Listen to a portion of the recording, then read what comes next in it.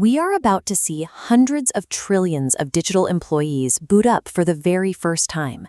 A new, expansive civilization is arriving on our servers, and it is happening all at once. Tech leaders like Jensen Huang are currently building the specialized data centers required to house this processing power.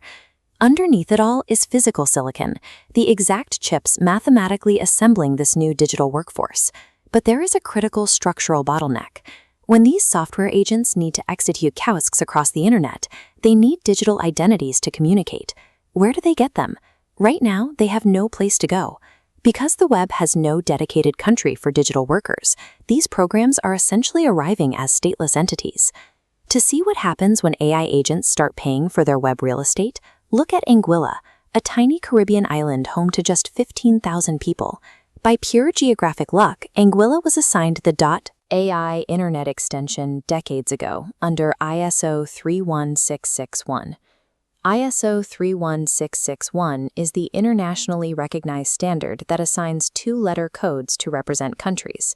This chart shows how lucrative that accident became. Selling those two letters to tech companies now covers exactly 50% of the island's entire government budget and makes up 16% of its total GDP. The government is using that sudden, overwhelming surplus to eliminate taxes and fund public services, effectively creating a micro-scale prototype for an AI-funded Universal Basic Income.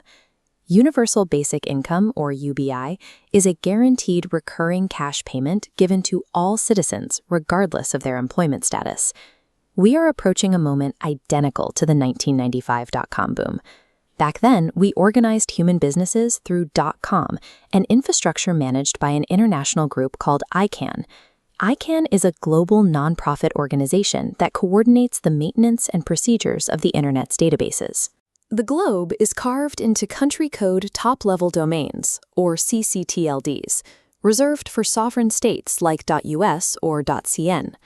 If the agent economy defaults to .ai, we play sovereign roulette. A single nation would hold absolute control over the infrastructure housing our artificial workforce. The alternative is an ITLD. An infrastructure top-level domain is a domain space managed globally, strictly for internet infrastructure rather than national interests. We need a sovereign-free digital infrastructure. Without it, we risk handing a geopolitical monopoly to whichever physical nation happens to own the right two letters. There is a ticking clock on this. In 2026, ICANN will open its next domain launch window. Software agents need these digital IDs to actually function, communicate, and bridge Web 2 to Web 3 servers. Web 3 refers to a decentralized version of the Internet built on blockchain technology. To solve this, experts are proposing multi-stakeholder namespaces, using extensions like .he, agent, robot, or the linguistic root IA. Establishing this neutral namespace before the 2026 deadline is the only way to avoid irreversible path dependence on existing monopolies. So, take the math happening on that tiny Caribbean island and apply it to the entire globe. This chart shows the projected growth of digital agents and the trillions in revenue generated if they register neutral IDs. Instead of a single island hoarding this revenue, these fees are distributed outward as billions of equal streams across the global population. This mechanism could theoretically fund a worldwide universal high income, directly aligning the immense productivity of the machine economy with human prosperity. This is exactly our crucial second chance to fundamentally redesign the Internet's core plumbing, and that window is rapidly closing. We must actively choose a unified, sovereign-free namespace.